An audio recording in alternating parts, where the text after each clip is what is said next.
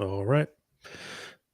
All right. We are here today on Left of the Projector. I'm your host, Evan. And this week we'll be talking about the 1995 movie 12 Monkeys.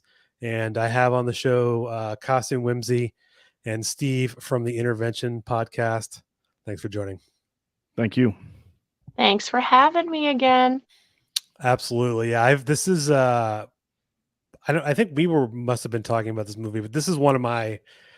I've seen this movie countless times. Not until I hadn't seen it recently, but it's. We were saying it's not exactly the most uplifting movie, but it's a fun movie nonetheless. You know, time loops and the destruction of the free world or all of the world.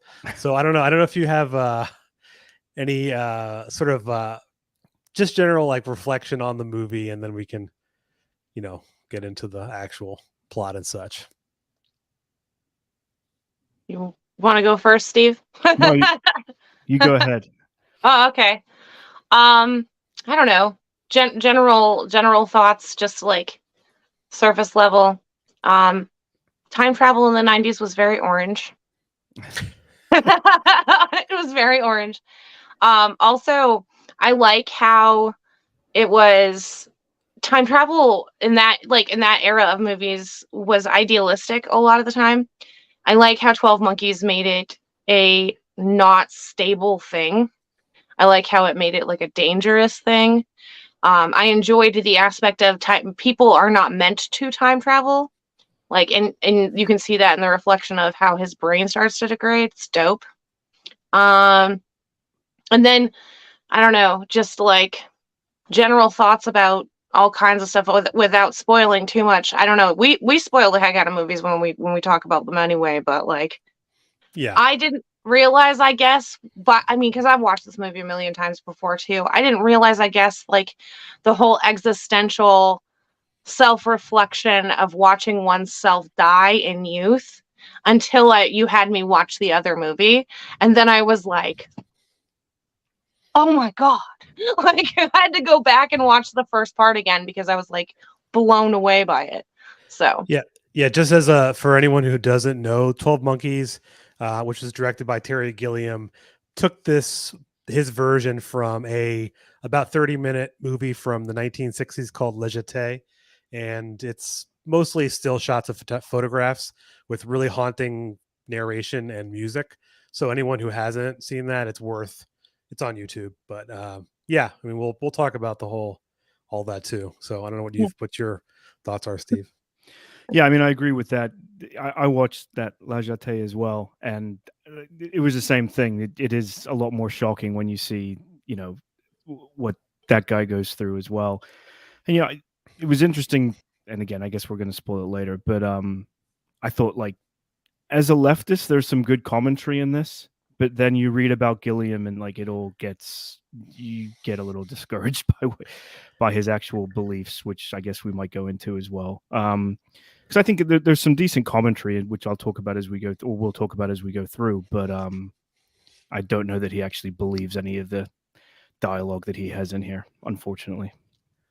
No, just as like as an aside, I mean, we don't need to. I've read some articles about Terry Gilliam. I already kind of knew he's kind of like a reactionary conservative type, which I guess shouldn't surprise anyone, kind of talking out against the Me Too movement and a number of other things. But I think you're right. I think he seems to be able to separate his political and other views from his filmmaking, because I don't feel like this movie particularly feels very like reactionary or conservative bent to it.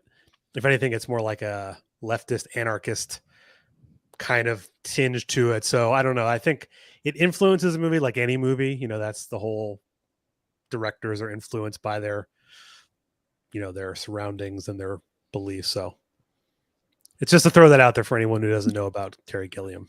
That's really interesting too, because like I was thinking while I was watching it, I was thinking about the fact that a lot of the leftist points that were being said by an actual crazy person. Yeah.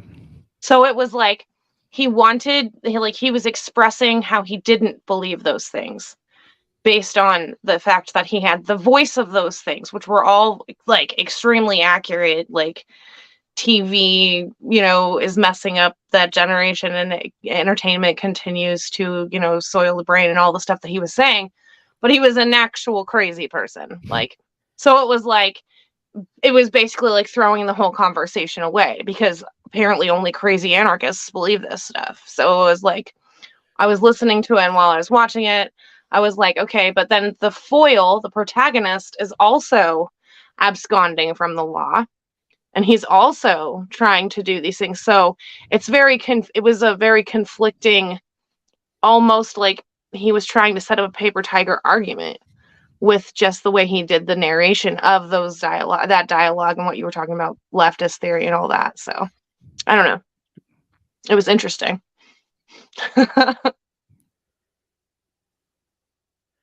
Yeah, I think that's I hadn't considered that, but I guess I mean, that's a thing that's a common theme on this podcast and in movies that are inherently from Hollywood, is that even when directors are trying to say something that's potentially political from the left, even if it's very mild, it ends up being sort of muddled. One, because that's not the message Hollywood wants, or two, it's that the director or the writer or whatever isn't really believe those things, and so you're writing from, again, a reactionary conservative perspective. Mm-hmm. So, but yeah, so we'll go through the movie, of course, and so the general plot of the setup of this movie, aside from the kind of the stunning opening shot, was where you have the scene you mentioned about the airport and someone running through. You don't really know what it is. You kind of have this dream sequence, and it actually makes it more, I think, even more powerful, like you said, if you've seen the French film in it. But it starts in 1997 as sort of a virus that destroys 5 billion people. So basically everyone alive, and everyone who's left ends up being forced to live underground. And they have sort of a scientific time travel program that they somehow established the technology for, that will enable to send people back prior to the virus, and that would allow them to not necessarily stop the virus, which I think is also something interesting. When I was younger and watched this movie, I thought in my mind, like, oh, they're trying to stop it. Whereas I think really what they're trying to do is get a piece of the virus before it sort of mutated, where they can use that as a cure to then return to the surface. So that's the general layout. And you sort of have this, the first thing I wrote down in my notes about the kind of the opening shot of underground is they still have prisons, they still have criminals, and you're still like forced to live in the same way that you lived above ground. Like, that didn't go away. Prisoners are still slaves, effectively. Yes. The volunteering is, yeah. Voluntold. Sorry. that kind of went into, some of the imagery as well, like from a leftist perspective as well. As it's interesting, I found that the mental institution, the prison in 96, and the prison in the future are all effectively the same. They all look the same, don't they? So it's like, that it's, and so I thought a little bit of a commentary on how bad mental health conditions are, which I think everyone in this country knows. Yeah. And and they have I thought it was pretty, also, again, I'll reference it, probably too many times, is that French film Le Jetée. They had some of the same imagery where they're sort of lying in these little hammocks that they then used because I sort of wonder myself, like, why is they in these cages in hammocks? Like, it seems like an odd choice. But then when you see the photos from the original, it kind of makes it more depressing and disturbing. And you really, like you said, like, they're volunteers. People's minds are not capable of withstanding, which is what you said, Costin Whimsy, which is the time travel is not perfect. Like, they barely have it down to a science. And I think that's what makes it so cool. Yeah. Yeah. It's all experimental. And I'm pretty sure most of the scientists aren't scientists. Well, that goes to the theory that I was thinking about when I watched this, and I shared it with Steve. I didn't share it with you, and I'm going to save it towards the end because it relates to what you just said. And I then looked it up online, and apparently it's like people. I'm not the person who thought of this idea, and maybe it's possible at some point I read this and it seeped to my mind, and I didn't actually think of it, subconsciously. But we'll get to the scientist that we see in the very first shot with them talking. The woman, I don't know her actual character's name. They all like scientist one. I don't know, because so so it's interesting in the IMDb it lists some of those people as botanist, geologist, zoologist, astrophysicist, microbiologist, engineer, and poet. Those are the different scientists that are in the movie. So like you said, they're a poet, a botanist. I mean, I guess some of them have legitimate reasons for being involved, but like you said, it's some of them are actual scientists, I guess. Poet's interesting, right? Because I think it seems like in the movie there's like a decline. It's like art in decline, right? There's no art in the future except that one painting they put up when he goes back. And even when he goes back to the past, there's that one scene where he's in the theater and it's like decrepit and they get attacked in there. So it seems like art in the film, there's not a lot of art, and when he does show it, it seems to be like he's kind of showing a decline of art as time goes on. Yeah, I think the only time I was thinking about the art too, the only time that you do see art is later in the movie when they're at the Goins house for that party, and they're in this like very rich manor that's the the head of, I don't know what the first name of him, but Dr. Goins, the Virologist. he has a very wealthy home, it's gigantic, and he has a bunch of art, but it's completely not there's no mind being paid to it really, other than just unless you're wealthy, like you don't have art. Yeah. It's not thought, and none of the pieces were necessarily thought provoking either. They were like background scene type art. It was like stereotypical art that you see in every like. Yeah, it was meant to be not really as noticed as everything else that was going on. But you're right. Yeah, I was trying to think of it. I'm like sitting here going, was there any other art? No, there wasn't. And I didn't notice that. But that is interesting. yes. And so the main protagonist, as you mentioned, is played by Bruce Willis. It's James Cole. So he's one of the prisoners. He's been sentenced. I think they mentioned what he had been sentenced for, like violent crime or something. And he has many years left on his sentence. He's probably, I guess at the time, like a 40-year-old man or something like that. And they basically say, like, if you help us with this project because you're kind of intelligent, you can remember things, we'll reduce your sentence. And so it's really not a choice. It's like he's been told, like, if you do this, you're doing this. And so that's when sort of I wrote down kind of as like the different loops, because I feel like they probably sent him many more times than is depicted in the movie. Yeah. But they only show like 3 or 4. I think that's why you see he's later in the movie, he's like seems like his head hurts. He's not in good shape. And so they sent him in the past, but they sent him too far. Again, like the science isn't there. And they send him to 1990. And this is where he ends up in the psychiatric hospital.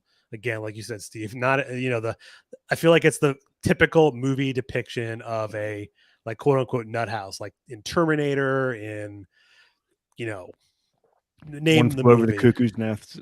Exactly. Like white walls, the people sitting around playing checkers, or I mean, I don't know, like it's the very quintessential thing. But I think that's like a very important part of the movie, because you were introduced to Brad Pitt's character, who is excellent in this movie, who plays Jeffrey Goins, who you get like a couple hints that he's a wealthy person and he's not supposed to be there, and his father would get mad, and I don't know what you thought about that whole bit. I know there's those little tinges you mentioned about him saying like, oh, the TV is just commercials and it makes us want to buy stuff and commercialism is bad. And it's like, that's a good message, but it's, again, like you said, it's being stated by this mentally ill person. And so like, oh, obviously it's not, this isn't true. I don't know. Yeah. Oh, man. I love Brad Pitt in this movie because this was like at the beginning of his career too, so he was just going all out. So it was my father when my father hears about this, like every 3 seconds, but he would go on like the leftist tirade, and then he'd be like, when my father hears about this.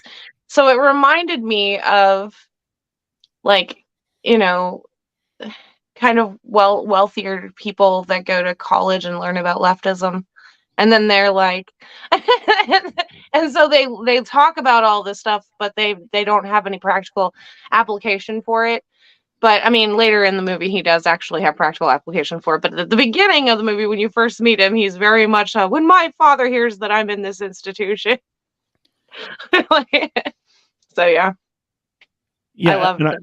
and So, I think this was the first movie. This was his first nomination for an Oscar. I think ugh, was his portrayal in this, and he is fantastic. But yeah, he's like, unlike the other patients, there's like a comfortability with him, right? Because he knows who his dad is, and he knows, like, he makes the point, if his dad finds out, he'll get him out of here to I forget how he puts it, like a comfortable, um, like resort for mental for people who are deemed crazy. So I mean, yeah, Where the actors go or whatever, yeah, like. yeah.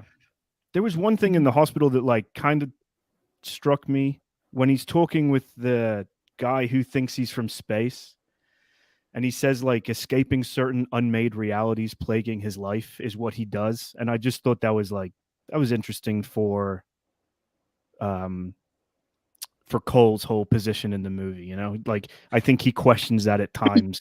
Like when he comes back at the end, he says like, no, I am crazy, I need the police to arrest me. So I thought that was kind of an interesting statement by that one guy. yeah. And I mean, that's, I think they like intentionally did that because like all Yeah. of the whispers and all of the unraveling of Bruce Willis, and he hears, and we're hearing that from that perspective too. We're intentionally hearing that this other guy believes in the unraveling of the reality that they live in, and that's why like he keeps thinking that he's insane, is because of the fact that these crazy people make sense, whereas the other people around him in either scenario do not make sense. They're telling him that he's doing things, and it's confusing, but the people who talk to him, like the guy who whispers through the wall and that guy in the insane asylum, it's all that stuff makes more sense to him. So of course he's like, my brain is melting, I need to be arrested. Well, I mean, the time travel is it's scrambling his brain. I mean, in a non-scientific term, whatever it would be, you're not meant to time travel, and obviously we don't have the capability, so we don't know. But I mean, it's clearly not like a natural state for him. It's this. Yeah, and I also took note of that little scene, or the little kind of whispering from that other person, and I felt like it was like a little bit of like a foreshadowing that I had never really noticed Yeah, before. Again, like constantly when you're watching movies and you're taking notes as opposed to just kind of watching them, you're not always thinking them. But the line I think he says or Brad Pitt says, is, "You're here because of the system," and I think that's also interesting in that's, but he doesn't say like because it's a broken system. It's just the system, because that is the system. It's not broken. It's actually working as intended. mm-hmm. Yeah, And he says, if you don't buy, you're mentally ill. So it's Yeah. basically like you're here because you weren't a good consumer, a good American, Yeah. that you didn't buy enough, useless crap, and so now you're in a mental institution, which is an interesting sentiment too. Yeah. But yeah, so the whole idea, I think it's not far after this. I don't remember if it's before he goes back, but I think when he's inside of the mental institution, he realizes he can't stop the virus, which I think is something that I sometimes thought like, oh, well, you're going back in time. He sees his own murder, but he couldn't stop it. So I guess that's the idea, that this time loop or this time situation is very I know, like a closed loop. I think that's the way you would call it in like the time loop kind of thing. It's he can't Oh, undo it happening. He can only simply gather information.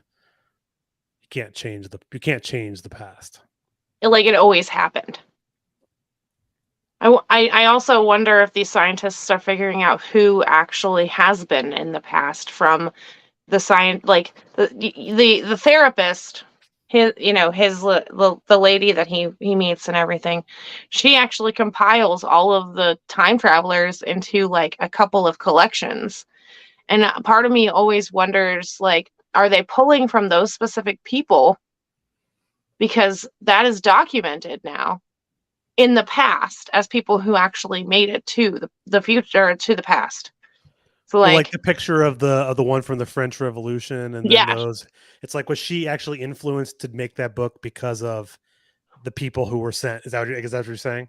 I'm saying that like the scientists, maybe they have her research book and they know which ones they're supposed to be grabbing in order to send them back to the past. Oh, got it. Yeah, Interesting. I hadn't considered that. like because Okay. it is a closed loop. They're very central on who is there and who is not. Yeah. So like the guy that comes to him in the airport too, always Oh. meant to be there, you know? Yeah, because he's the guy that's on the like gurney and the war, right? Yeah, and he's Mhm. he's like the guy in the cell next to him at the beginning as well. Yes. Yeah. I think is Jose. I think is the character. Yeah. Yeah. So they're constantly. I mean, but he isn't. He's like the backup kind of person. It seems like he's sent to kind of make sure things are going right, but he might not have the same skill set as as Cole does, and so Yeah. he's there because he can remember things. Like that's the thing he constantly says. He has a good memory. I think that also brings me to just a mention of the French film is that they kind of talk about how they pick people based on going into their dreams, essentially, and figuring out that they have strong memories of their childhood. Is that right? So like they pick Which gold it's for it's like a strong link to the past or something, a strong memory with a link to the past. So he's got the memory of the woman's face at the airport. right, and so that makes sense as to why they're chosen. Like he kind of weaved that in by saying he, has this strong memory. He can remember things. He remembers the phone number of like the cleaners he's supposed to call and all of these different things. And so, and I think there's a couple times. I think also they show him seeing the commercial for the Florida Keys, and I think there's another flashback again where he again remembers the scene in the airport. He's clearly. I guess it's ironic that he gets. One of you just said it before is that he's not mentally ill or having anything go on at the beginning, but as the time goes on, he actually seems to belong in a place where he no longer has any grip to reality. Yeah. And it makes you question the actual like reality of if that memory was in fact him to begin with, or if it was somebody else and then he fulfilled that role.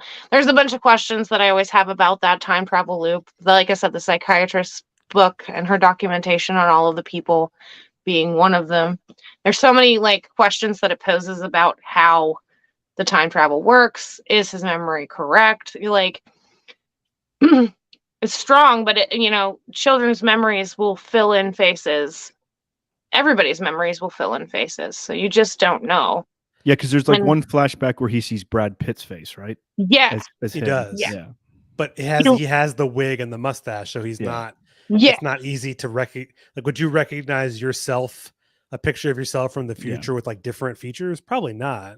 Yeah, but he does see Brad Pitt being the one who's going on the plane in one of the memories that he has, and like his brain is obviously degrading as he continues to try and time travel. And Evan, I never thought about the fact that they probably sent him more than what we see, but that makes sense because as like every instance of his time travel, he's like very severely more damaged, like every time we see him.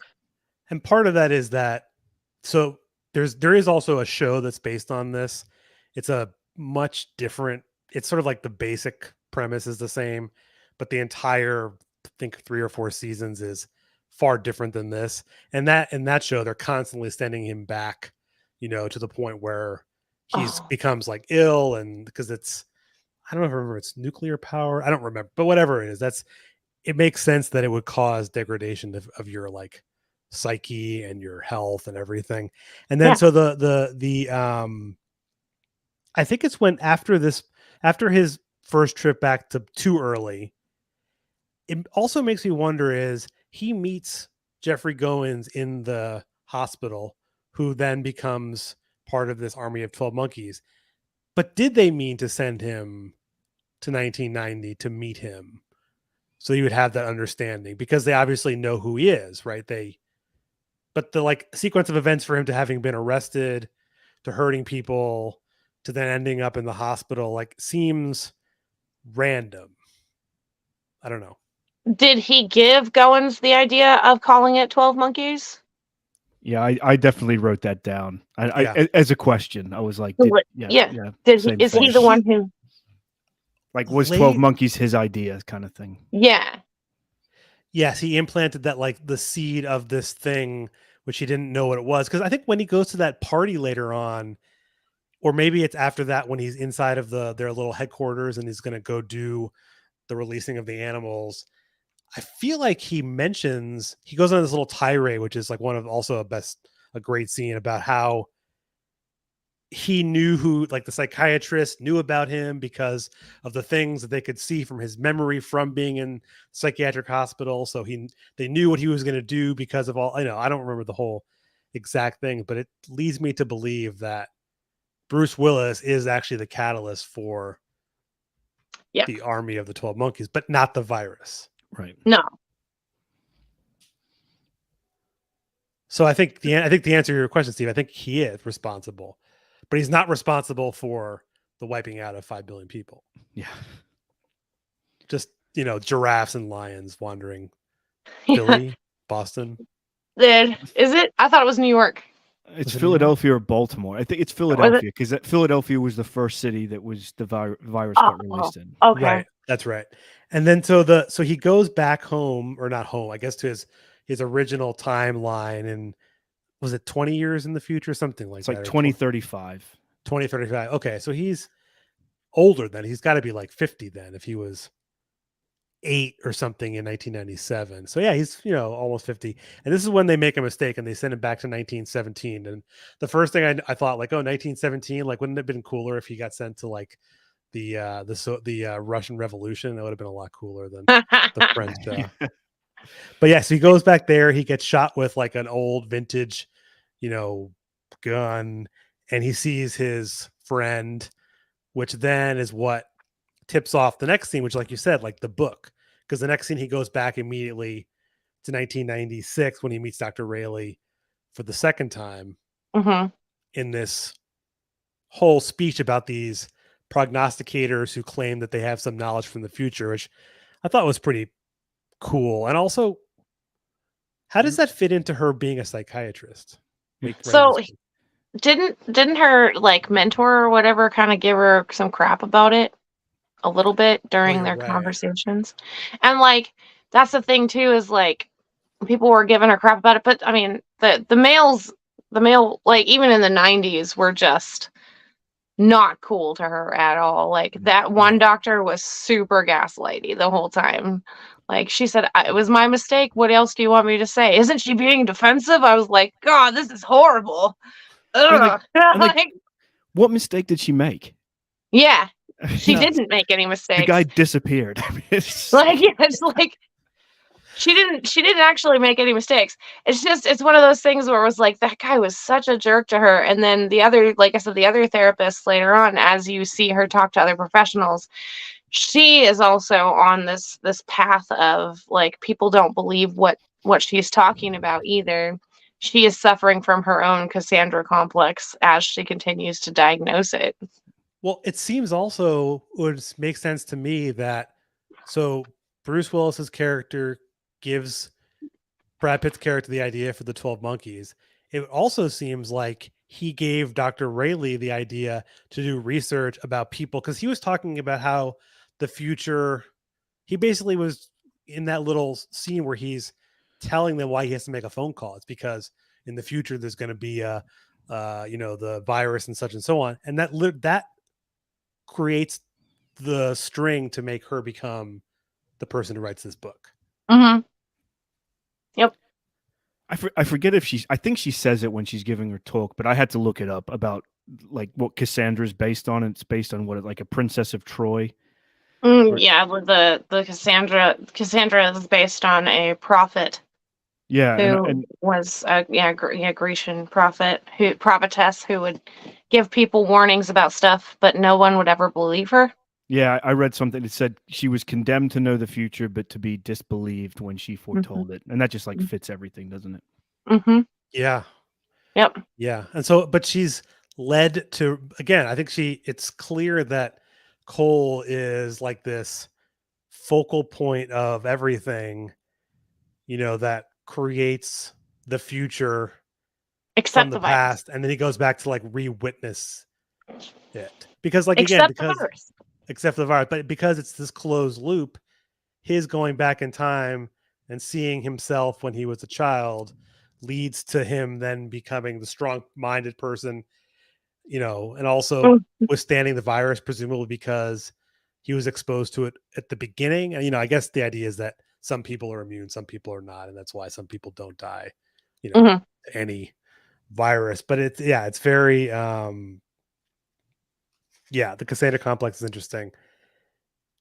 And then you do see, I think it's around this time also, before Cole kidnaps Dr. Rayleigh, you see the guy with the blonde hair who we learn later is, the perpetrator of the entire thing. And I just wrote in my notes, like, he's just an eco-fascist, which is basically what he was. Yeah.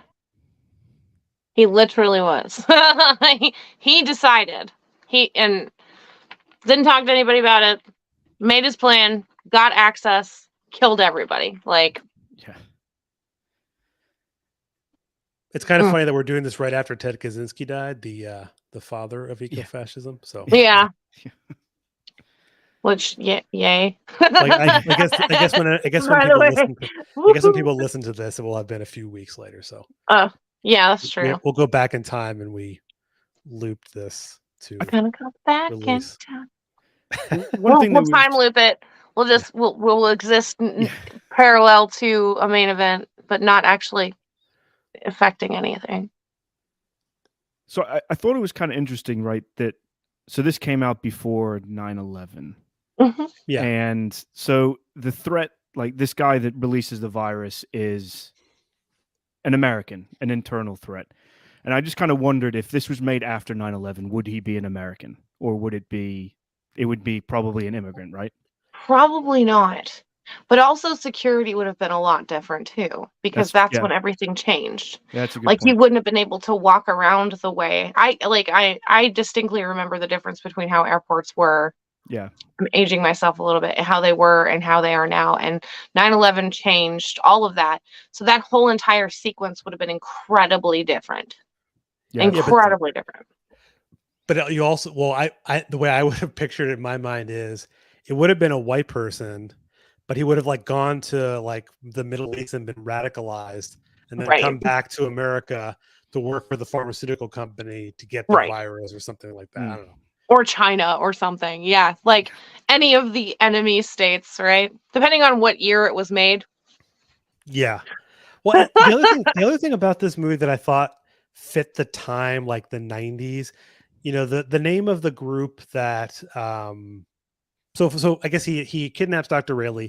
They drive to Philly from Baltimore. Yeah. Because that's where he believes is the army of the 12 Monkeys sort of headquarters.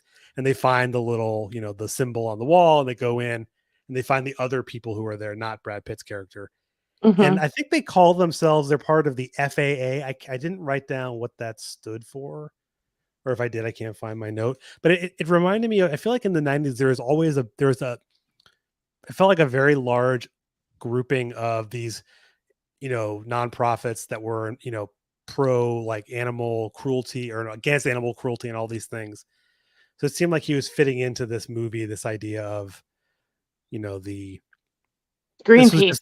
Yeah, Greenpeace or whatever it is. Just this group was just a bunch of young people who are trying to, stop the capitalists from doing their bullshit.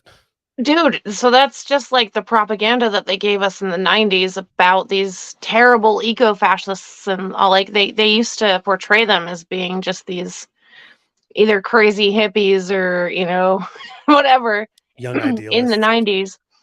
So that makes sense that they would have been a member of something else before being members of the 12 Monkeys. But that's interesting to think about because I didn't even think about that until now. Sorry. Yeah, I didn't either, but it just reminded me because I was thinking, and again later because they released the animals like to prevent them from being like in captivity, in quotes. Well, literally they are. So it's kind of like this, you know, um, this weird thing. And then the other thing that you mentioned it before is this guy Bob who like talks him through the wall and seemingly like goes around. What do you guys think about that character? Like that, I don't want to Yeah. call it a character, but that. So I wrote a question on this, and so I think in the credits he's credited as Louis, and Mm. the homeless guy is Louis. The homeless guy who tells him to take his teeth out so they can't track you is Yes. Louis as well. But then there's no clear indication whether it's the same person or not. But they have the same like raspy voice. So whether it's that guy who finally got sent back and realized if he took his teeth out he could just stay, and it's the same person, because he obviously knows everything about what he's doing, right? He's like, you just want to stay with that woman, and he says that at one point. So I couldn't tell if it was supposed to be like, again, his mind melting and him having these thoughts as just a disembodied voice, or whether it was actually that homeless guy who had followed the same path as him. Yeah. So, yeah, on that same vein, like, because we're getting it from his perspective again, I mean, he could have like, imposed that voice in his own mind while he's interpreting it. Right. I really think that the guy who's talking to him through the walls is not there. Yeah, I don't think he's there.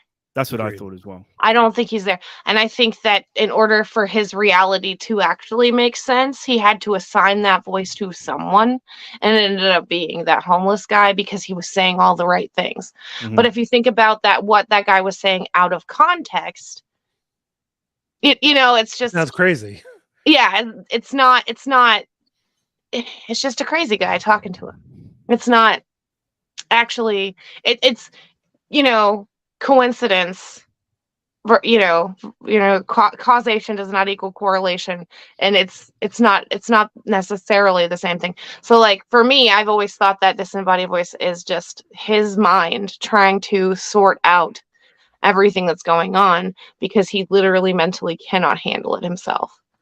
And I have to say one thing in the credits on IMDb, it says Louis/raspy voice. So it's literally how the other, so it literally is That's credited. wild. That's so good though. That's what you said. It's like raspy voice. It really is that. And I agree. I don't think until this time did I really make sense of it. But I like both. You both said the kind of the same thing. It's the take of it being not him. It's like him talking to himself to rationalize, or because it's like he's having an out of body experience almost, like with the thing. I mean, it's very confusing. And that's when they go inside, right before they go inside to the 12 Monkeys group. And they, Dr. Riley is like, still doesn't believe this. It's still too insane to her. And then slowly, I think this is when he disappears in like the woods. No, they go from there to the theater, and then to that. I think the theater's after this. Then they go to that Goins's house. Well, then they go in the woods, and he like puts her in the boot of the car, the trunk of the car, and then he goes to the party, and then he runs in the woods and disappears. Right? Okay. Mm-hmm. Oh, so I think he disappears between those two, and this is when they tell him, because he learns that Army of the 12 Monkeys supposedly is the one in plot, and then they pardon him. Yeah. Like he wakes up in the I forgot about that. He wakes up back in his future in like that Mhm. weird room. I think that's what the art isn't that where the piece of art is? Yeah, That's they what they hung did. it like where he could see it, like Yeah. just the one piece of art. And then they were like, "We hear you like music." Yes, because well, that's the thing too. They seem to know a lot about what is happening to him when he's in the past. So is it that they can like enter his dreams and so they're able to tell like his subconscious, or is it simply he shares all this information and he doesn't remember it? That's sort of where I land, is like he comes back, he like debriefs what happens, but he's so distraught, like he doesn't remember that. They mention in that scene, she's the female scientist says, what does she say exactly? She said something along the lines of, when you returned, you were intoxicated, inebriated, something like that, and you told Yeah. us you da da da da da. So I wonder, like, is it that's an after effect of time travel? Is that he is literally divulging the information, or like you said, they're scanning his dreams, because that connects it to the short film that it was based on. So it's difficult to tell 100% on that one. Like I Yeah. can't. Yes. Yeah. It's hard to say. I mean, they clearly have like technology, but you don't know whether they're using it. And yeah, he was like basically saying like he believed that that was no longer his reality. It seems like at that point, the past is now like his reality, like his whole, you know. And I think that's when he tells him he wants to go back to 1996 because one, he feels comfortable there. Two, he becomes accustomed to Dr. Rayleigh. You know, he likes her, even if it's just like a centering piece for him. And he convinces them to send him back. And this is when he goes to the animal rights, um, or the house for the Goins house. And, you know, it's like the continuing of this time loop that he can find out about the virus now, but he can't stop it. Yeah. What was I going to mention?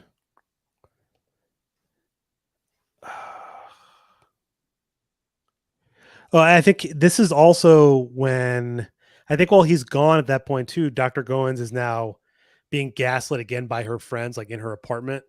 I think that you were talking about that too, where they're all telling her like, "Oh, this is crazy," and this is when she sees like the picture of him behind Jose in 1917 in What France.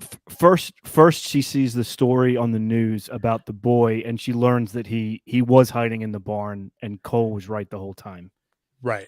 And that's Which what kind of like triggers her to look at that picture. Right, which he claims he didn't remember, but there's no way at 8 or 9 years old he would have remembered that. Then it becomes unclear. Did he actually know, or is it just like a luck situation? So I don't know if you remember. I don't know how much older or younger you are than me, Evan, but there was a very similar case to this that happened in the 90s, where this kid pretended that he was in the well and he was actually in a farmhouse.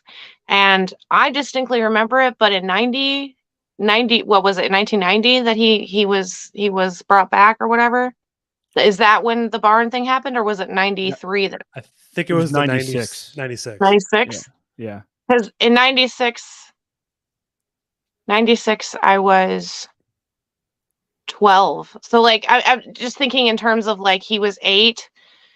That event happened before 1996. So I remember distinctly the same thing happening in real life. So I'm wondering, like, he could have absolutely remembered that event happening, that news event happening, because when little kids get affected, you kind of remember big news stories like that. I don't know, just an aside thought as far as like my own lived experience, but like, In 96 I was 15, and I definitely remember a story about a kid in a well. Like that yeah, struck a chord with me as well, definitely. Yeah, I feel like it's also one of those stories like they tell you like it's Yeah. this cautionary tale of like don't pretend, because he mentions like the not crying wolf thing. I feel like that I remember that as a kid, like that around that time too. Yeah, I was 14 in 96, and so it would have been. It makes sense that would have happened and it would have like stuck in your memory. yeah. So like, yeah, I mean, I distinctly think, and that's a very, very much a 90s kid American thing, though, for sure, because I think everybody has some interpretation. There was like 3 events that happened with some kid falling down somewhere, and our news was only like 3 channels. So like, That too. Like, yeah, you would. Yes, and so the whole like scene of him at the the party, I think, is interesting because Cole thinks he's going to be releasing the virus, but he just doesn't want his dad to know that he's going to be releasing a bunch of animals, that he's not actually doing anything that revolutionary, which is also, I think, is another little like, it makes sense in the plot, but like as a jab from Terry Gilliam being like, this rich kid, is considers himself like this little anarchist or whatever you want to call him, and his big thing is to like let a bunch of animals loose. It's not really very. They did kidnap his dad, though. Yeah. Who is like a senator. What is he, a senator or something? No, I think he's just like the head of the. He's like a pharma head. He's a virologist. He was like a pharma head. Yeah. That's pretty leftist. I don't know. Yeah. That's pretty legit, to be fair with you. Kidnapping people. Kidnapping people and putting them in animal cages. Without the kidnapping, you're right. But the fact that they kidnapped him and put him in an animal cage, I think is on par with actual leftists. Yeah, that would get some attention. I don't know how relevant it is, but like there's throughout it as well, there's like some imagery of like humanity kind of descending into like animalistic behaviors, right? There's like that scene. There's a scene in the hospital where the monkey's getting injected, and then the scene when he's in his present time getting injected, it's almost like exactly the same. Oh. And then there's the scene in the van where Brad Pitt and his army, they all act like monkeys, right? So like, I don't know if that's supposed to mean anything, but there was some imagery there as well. Well, at the very beginning of the movie, at some point they say that the earth had like been turned back to the animals or something. Yeah. And it's like, it's in the script at the beginning. That made me just think of like when everybody was like, the dolphins have come back to Venice during COVID and all that stuff like that. Yeah, and he sees it's funny because he sees the lion or the bear, and then a lion, in the future, and the lion. Then that's what he sees in the in the past, but he wouldn't have been able to have seen it then because he was a child. He wasn't at that moment. But yeah, it does have that very like primitive, eco-fashy kind of back to the animals vibe. Yeah. That bear scene cracked me up so bad because the bear just like screwed off after posturing. And I'm like, dude would have been eaten. Like, this is no way that bear would have just postured and then fucked off. So it was just really funny to me. Like then, and I remember watching it as a kid or younger and being like, oh my God.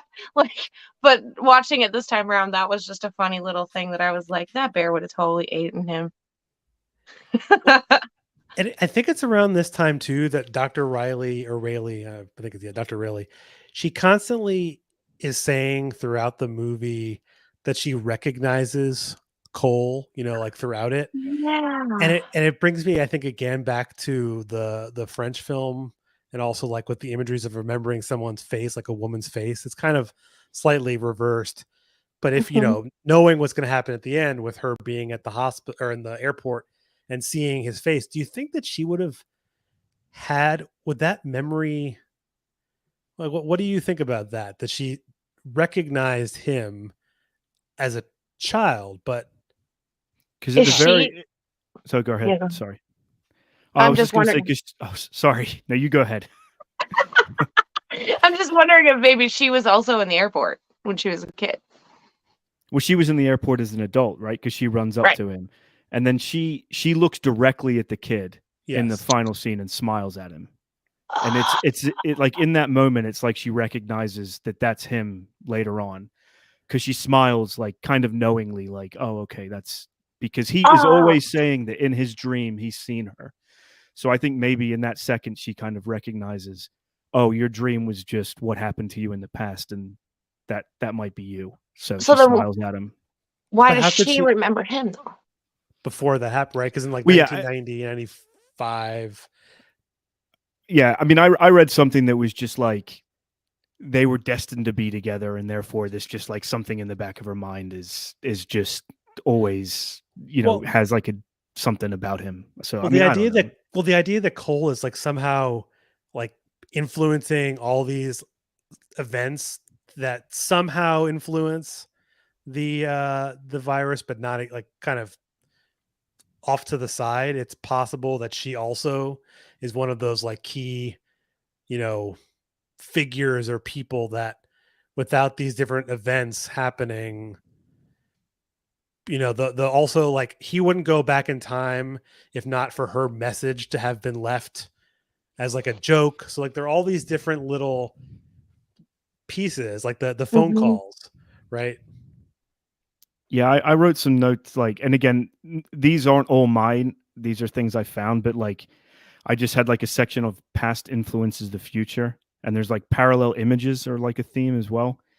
Yeah. So Cole, when he goes out to look at like Philadelphia when he's collecting samples at the beginning, it's like shot for shot when he does it later. Hmm. There's the bear. He sees the bear in the store, like the stuffed bear, and then he sees the bear outside. Um, the dream is like the same frame for frame, but there's tiny differences. His eyes open and close the film. He has those like broom showers in both 96 and 2000 Yes. and 2035. When the psychiatrists are interviewing him in 90, they're positioned in the same way as they are in 2035. So there's a lot of stuff that's like the images are very similar. Yeah. The panel of doctors. Yeah, that's very like Terry Gilliam style Yeah. of this. I like that. I noticed there was some of the animal Philly was similar, but yeah, shot for shot, it makes perfect sense to have that same perspective as you're walking out. That's hilarious. It's great. Yeah, and so we find that this point too is that their plot was really just to do the animals, and then this is sort of like the last, the payoff of the movie, the last 15 minutes or so when they get their disguises to go to the airport, and he has his fake mustache on and his, his they're going to go to the Florida Keys, which I think is just a funny random thing. Although I feel like the Keys were like a very 90s. Which it's also in the commercial at the hospital. There's a Yes, commercial for the right. Florida Keys. So that influenced his interest in going to a place. So he's a good consumer. He wants to go to the place they tell you, and They then so told him to go there. and, and then the other little parallel thing that happens is that he makes the phone call for like not realizing that by making the phone call in the past, it's instantly in the future, and then Jose comes back to like give him the gun. Now, what do you think their reasoning behind giving him the gun was? What it was? Why give him the gun at the airport before all of the payoff scene where he's like running down? Like, what was the? Just Go ahead. before that, sorry. The only thing that makes me think that Louis could be a real person in the past is Jose says to him, "Why'd you take your teeth out? That was stupid, man." Like, does that mean they can't track him without teeth and they could never have found him if he hadn't made that call? So I maybe thought that's that why they too. wanted him to die. Maybe that they wanted him to die, and that's why they gave him that gun. Because they couldn't control where he was going to go in the future. Because he became unpredictable. Because he became a rogue variant or whatever. But so if he had gone to the key, like if he had just gone to the Keys, like they didn't catch him, he doesn't make the phone call. He gets on the plane with Rayleigh. They go to the Keys. They're enjoying himself. Like, what is that? That doesn't really. How does that hurt the scientist plan? I guess unless they still want to continue to send him back. Well, yeah, because then the little kid doesn't have the traumatic memory that would draw him to have a great memory to begin with. Of course. Because of the trauma. The trauma is the whole reason why he has a great memory to begin with. Not because he's like super intelligent, but because he's survived through a lot of trauma. So he needs to have that event. That is actually the event that has to happen. Is he has to He has see to his witness it. own death. So he has to have the gun to pull it out, and then the police then have to shoot him because, okay, yes, that makes sense. I Mhm. mean, quote unquote sense in this time loop reality. And then the thing that I was actually just thinking about. So also, because you're talking about TSA, pre-TSA, the other scientist, the eco-fascist, who I don't think they name him. Do they name him? I like He's that got a actor. name. Does he? Yeah, he does. I don't remember what it is. And they say his name a couple of times in the movie, but it's so I can't. Well, whatever it is, they make him open like a vial of God. What the fuck are you doing? See, they wouldn't like, have done that smelling even pre TSA though if you had scientific and you could check scientific things at the airport and they wouldn't make you open them. Yeah. Back then. But it also felt like as they were opening, as he was watching them, it's almost like he wanted that to happen. Oh, absolutely. Yeah. Yeah. Like he was hoping that they would open it. Like he's reveling in it. He's like, and he's the one that opens it and says to him, "It doesn't even smell." And like, right. And he's like, "Oh," and so that's patient. What is it? Patient 0, whatever it is. The 1, 0. Yeah. Yeah, that guy, the poor TSA guy. Yeah. Was it called TSA then? I don't know. I have no idea. Yeah. It was still TSA. Yeah, they just had you could just like walk through with whatever. I remember pre 9/11 airport. You could go to the gate and wait for someone. Unlike now, you can't go through if you didn't have a you ticket. could literally wait 10 minutes to get on a plane. Like get there 10 minutes before your plane was going to leave. so this is where I'll mention the theory. I already mentioned this to you before. Is so he gets onto the plane. He sits down in his seat, and the scientist is sitting next to him, and he asked her like. They don't, there's no like, clearly the scientist knows something, and she said, and he says, what do you do? And I think she goes, insurance. And so I was thinking she was there to ensure he got on the plane, and she was part of it. The scientists all wanted the world to end. And yeah, I agree with that. And I think even Cole realizes he's not there to stop it. He's there to get them a sample for a cure later. Yeah, he says that. He says that we're never supposed to stop it. We can't stop it. It's already happened. They're all eco-fascists that want to end the world, because that's also why you have like zoologists, geologists, microbiologists, like this collection of intellectual minds that are going to like rebirth society, and they purge most of 5 billion people. I don't know how many people were like then. Was it 5.5 billion? So there's probably only a couple 100 million people left on Earth. They can repopulate the Earth. It's all like quote unquote clean, and there's no technology anymore. It's like going back to this primitive eco-fascist state. And what she really wanted at the time, she was on the plane also perhaps to get. That's also why that scene is so important. It has to happen. Pure sample. They need the pure sample from them. Maybe she was supposed to get a sample then. She's supposed to get, I don't know, something. That messes me up. I just thought that she was her from the past and that she was just an insurance agent, and like then she became a scientist after the world fell apart. Like I never in a million years thought that like she put herself in the past so that she could. Oh, that's messing with me now. So oh my God. I'm looking to see is her what she's credited as in the. That's wild. She's the astrophysicist, I think. Right. Yes. Carol Florence, I think, is the woman's name. Yeah, so she's an astrophysicist, which also I think unexpectedly also makes it say like she says insurance.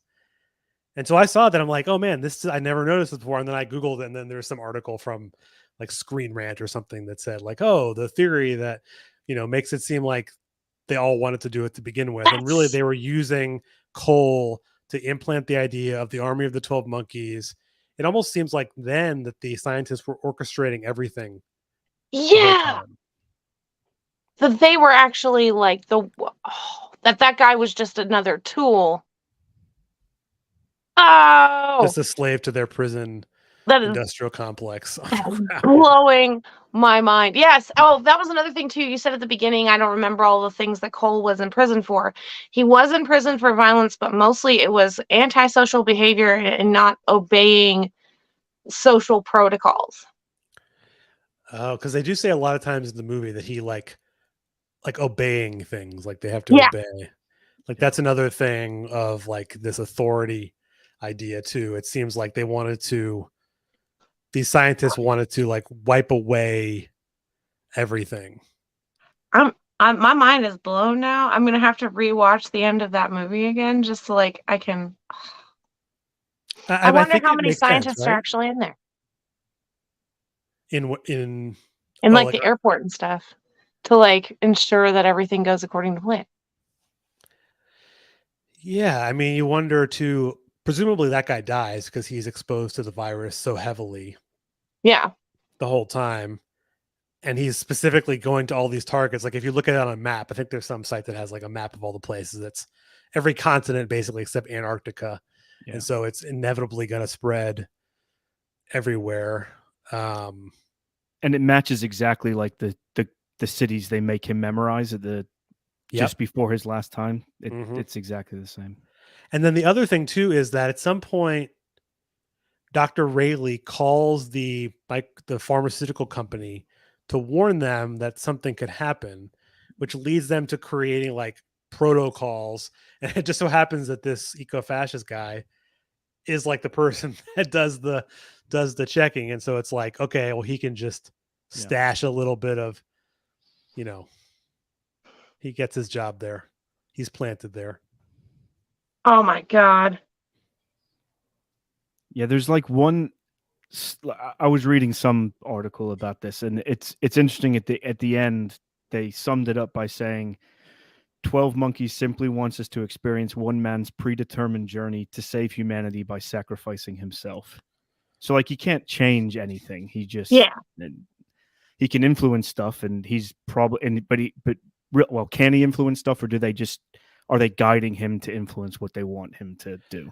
Well, if that's the case, that they're kind of guiding him, it then makes me think that the like raspy voice Louis person is actually another person that they're sending to these different places to kind of like poke at him, just to, influence him in some way, because they clearly have done tests on his psyche to know how he thinks, what would influence him, and all these things. So it's very manipulative, the entire thing. And, they purposely send him to 1917 so that Dr. Rayleigh sees the photo. So she writes the book. So then she has an epiphany later. Like it's all. And she gets the bullet where the police guy says this bullet doesn't exist anymore or whatever. And that's what led her to run home and like look at the. Yeah. Or maybe she's already home. Yeah. Like now I want to watch this movie and like see if anybody in the panel of scientists from the future is in any of the scenes from the past, like the social ball, the airport, the different places that he's at, as well as insurance. Yeah. That he's doing what he's supposed to do. I'm looking at their pictures on IMDb. It doesn't really help because it's them now. And so you can't see it. Sometimes I wish on IMDb it would show you the picture on the movie of them in the movie. Yeah. But it doesn't do that. That would be nice. I mean, I guess it shows like the images from the movie. But yeah, I think that would be interesting. I don't know. That would be like, I'm sure there's someone has made a video about, or a video or article about like all the little Easter eggs throughout the. I'm blown away by that whole thing now. And I've seen this movie. Oh, go ahead, Steve. No, you go ahead. I was just saying, I've seen this movie countless times, and it wasn't until this time or the 2 times ago that I noticed the insurance thing and then looked it up and then was like confirmed. So yeah, I also was like, whoa, shit. Yeah. The only like weird face thing that I noticed, and I think I'm wrong, but when he's in the mental institution and he's trying to escape and he goes to the elevator, there's like that guard sitting there that says to him, that's the wrong elevator. And for like a split second on like my third viewing, I thought that was like the pimp that attacks them in the hotel. Oh, So I need to like watch it again, I Huh. guess, just to because it was when I watched it this evening before right. doing this. So I watched it today. Let's see. I'm looking to see if maybe it had one of those situations where it was like two names, like name / something. Did they say what his name was? no, I don't In- think so. Guard number 7. Well, there is. Pimp number 1. Oh yeah, the pimp does have a name. What is his He name? does, because The guy calls post- him. those I say Does plainclothes dude cop. have any more girls? Because new one who's got an act or whatever. Yeah. Yeah, I'm looking. There's a bunch of people that are uncredited. Oh, That's hard to say. Traveler, drug addict. I don't see. It's funny. They actually uncredited the bear, because the bear is like a movie bear. he's a movie bear. His name is Bart the bear. Just He's for anyone out Bart. there. Giving it his all, not eating the guy. Doing a great job. I don't see, unless they give him some name that I'm not thinking of. Huh. I think it was God. just me. It was just me trying to like look for something deep. Put everything together. Yeah. I mean, Well, that's what that movie does, though. Yeah. That's what that movie does, though. It makes you put stuff together and maybe notice things. And maybe that was intentional. Maybe they dressed him or make-upped him in such a way even that would make people actually at a glance be like, was that guy? Because everything is from Bruce Willis's perspective. So making you Yeah. feel a little crazy is actually the point. Yeah. he doesn't, and that doesn't actually help him escape. He just gets then recaptured at the mental Right. place, and then Right. he gets put in the little cell. This is almost too like he couldn't, if he had escaped, that wouldn't have fit. That wouldn't have worked, because he Yeah. needed to escape. Dr. Goins had to see him escape to then go on the path to write her book. So Yeah. that's what I think also makes all of it a closed loop too, is that everything is predetermined, in the sense that the doctors and scientists are sending them back. So yeah. It makes me it makes me icky feeling, because I'm like sitting here going, is he just like this little mouse in their petri dish of a maze, and they're just like poking and prodding him, and he gets his little food reward at the end. And how many loops has he done? Yeah, he probably has gone. Like, you wonder too if like he could go back in time and they could sort of erase that piece from him having done it. Right? Like, that's the idea too. Like, it reminds me of the movie Groundhog Day. Like, he took him thousands of times to remember certain things to have it happen. Obviously, that's a different kind of time loop. And yeah, it's just like you said, we don't know how many times he's actually time traveled. So how many times has he dealt with this scenario to the point of the conclusion that they wanted him to do? Yeah. Oh, it's funny. I've looked at this. I've scanned the IMDb thing. I cannot find someone who is him. I have to go back and watch to see what his name was. Anyway. Thank you for sufficiently blowing my mind, Evan. Well, anyone who hasn't, well, I mean, you've probably seen this if you are listening, but if you should go back and watch, I definitely recommend going back and watching the 30-minute La Jetée on IMDb. You can watch it in French with subtitles. I ended up watching it in English, like I guess what is it, dubbed or whatever you want to call it.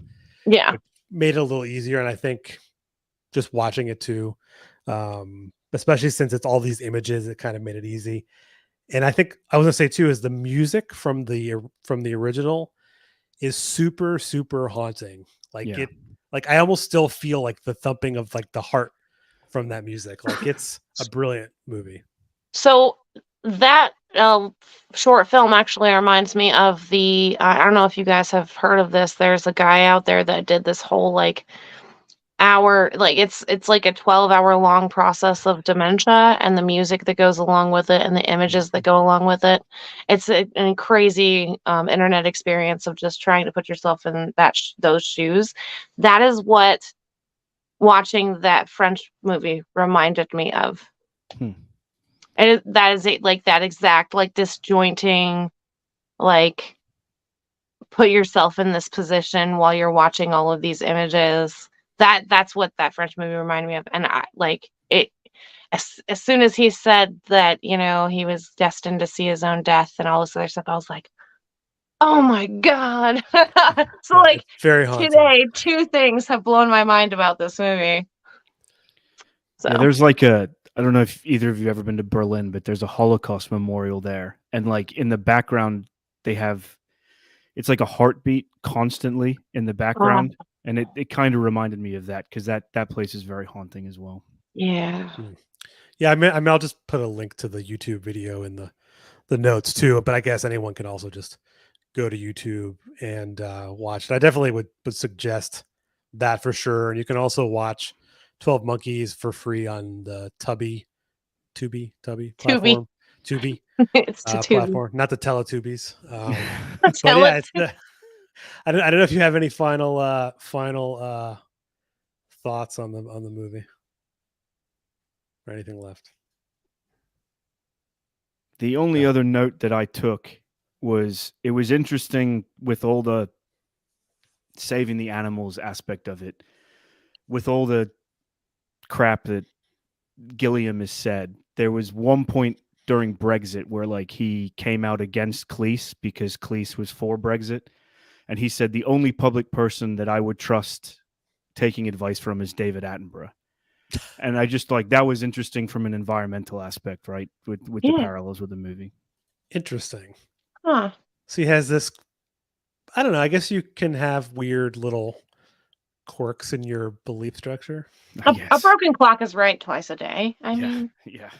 I mean, it's one of those things. Yeah, some influence somewhere along the way. That movie is definitely very, in my opinion, it is very reminiscent of its time. 12 Monkeys is. I think that it is very reminiscent of its time. It's very much something that like the futuristic post-dystopic stuff that they were giving us, but at the same time it's only in parallel because it's not an uplifting, you know, Bruce Willis kicks in the door and saves the girl and saves the day like a lot of those movies at that time were. I mean, we talked about Demolition Man. It's made around the same time, you know.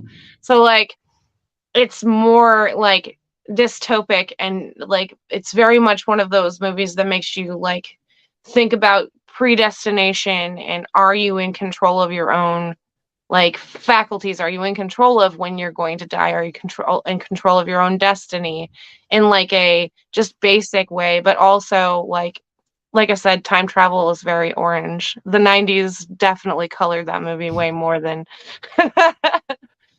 so. Yeah, and I think this movie probably isn't. Again, I think it's Terry Gilliam had his, you know, he had gotten enough. What's the word? You know, making Brazil. He had enough cred in the business to make this movie. You know, at this time too, like it wasn't like a positive, uplifting movie. Really, none of his movies are very uplifting. They're all pretty like this, right? Like I can't think of any movie.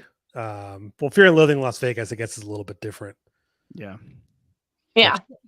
The of the time thing as well is interesting because I think this was like the height of the Ebola panic. And it was also right at the climax of like the AIDS epidemic, kind of toward the tail end of that. And I think Outbreak came out either just before or just after this. 95 also. Yeah, okay. Yeah, it's funny you mentioned that. I was just literally typing into Wikipedia. I'm like, I wonder when that movie came out because that was also, I mean, that was based on a book, I think, right? It was based on what book was it based on? Something. Outbreak. I thought it was based on a book. Maybe there's one that's similar to Hot Zone. Okay. Is it like a Crichton book? Yeah, I think it's either that or another one. Yeah. But yeah, I think you're right. I think it's the idea of like you don't see a lot of those movies now about like virus. I guess now it would be like a zombie movie, right? It would be like Last of Us or something. When did Soderbergh's movie come out? What was that called? The one with like Matt Damon and that was like just before COVID or a few years before COVID. It was about like the bat Damon's wife, who is Gwyneth Paltrow, like gets sick right, and she dies right at the beginning, and then there's a big outbreak. I forget what that's called. God. I didn't see that one. Now I gotta go look at it. Yeah, I was looking up his movies. I can't find that one, but I know which one you're talking about. It might have come out like 2018 or 19. Yeah. Hmm. I'm just pulling up his filmography. It was a Steven Soderbergh movie, right? Yeah. I thought Contagion. It was 2011, so it was way a lot longer than that. But Contagion, that's what that one is. That had that's a great right. cast too. I've seen Lawrence Contagion. Fishburne, Gwyneth Paltrow. Okay. I was like, when did a new one come out? Because the last one, Yeah, I thought for some reason, I think it was because they started playing it again during COVID.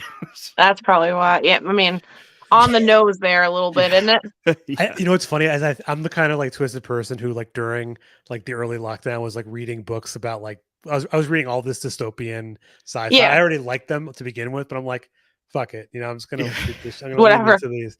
Yeah, and I remember reading not that, but I remember watching some other like movie just similar like that. Like, why could you watch this right now? It's like I don't know. Well, if you can't laugh about it a little bit, I don't know. It's uplifting. Yeah. Exactly. I guess it was kind of uplifting, but yeah, I don't know. It's I would say, yeah, I think the movie being of its time, and it's I think it's a good movie. It doesn't maybe it doesn't say as much as it says as much as Terry Gilliam wanted to, someone more left leaning or liberal made this movie, you might have a bit more, but I don't think at the time you'd get a different movie. I think it's good for what it is. Yeah. Yeah. I don't have any other notes. So, Cost and Whimsy, Steve, thank you for chatting about 12 Monkeys. No, thanks for having me. Yeah, of course. And I forgot to ask you, Steve, do you want to tell everyone where they can listen to your podcast? Yeah, so the Intervention Pod. We're on at the Intervention Pod on Instagram, and find us on Spotify and most places you find podcasts by just searching for the Intervention. Yep, and you'll see a link in the bottom when you're listening to this in the future. In the down there. In the down down there. Well, I guess it's on, depending upon what app, it might be in a different direction, but either way, you can listen to the Intervention, and I'll list your social media as well, to have for everyone who wants to check that out. But you've been listening to Left of the Projector, and we will catch you next time.